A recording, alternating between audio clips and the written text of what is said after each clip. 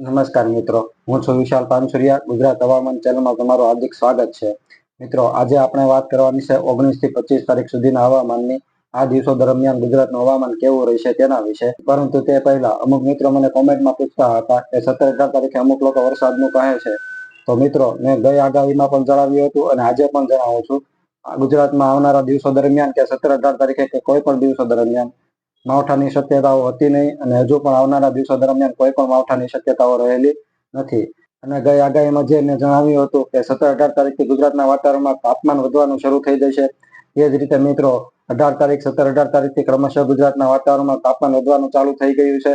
અને આ તાપમાન ક્રમશઃ 38-40 ડિગ્રી તથા અમુક વિસ્તારમાં અમુક સેન્ટરમાં 40 ડિગ્રીને પણ વટાવી જશે આવનારા દિવસોમાં. એટલે કે 19 થી 25 તારીખ દરમિયાન પણ આ જ રીતે તાપમાનમાં ક્રમશઃ વધારો ચાલુ રહેશે.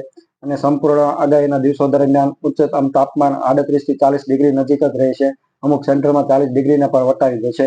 અને આગાહીના દિવસોમાં દરમિયાન કોઈ પણ જગ્યાએ માવઠાની શક્યતાઓ રહેલી નથી. એટલે હજુ પણ જો કોઈ માવઠાની શક્યતાઓ દર્શાવતું હોય કે કોઈ માવઠાની કે આગાહી વરસાદની આગાહી કરતું હોય તો તેને વાત ઉપર ધ્યાન આપવું નહીં. ખેડૂત મિત્રો, તમારે પોતપોતાના કામ ચાલુ રાખવા. આગાહીના દિવસો દરમિયાન કોઈ પણ માવઠાની શક્યતાઓ રહેલી નથી. મિત્રો, ચેનલમાં જે પણ મિત્રો નવા હોય અને ચેનલ સબસ્ક્રાઇબ કરવાની બાકી હોય નીચે સબસ્ક્રાઇબનું બટન આપેલું છે તેના પર ક્લિક કરી ચેનલ સબસ્ક્રાઇબ કરી લેજો, જેથી આવી જ રીતે તમને અપડેટ મળતી રહે. આભાર.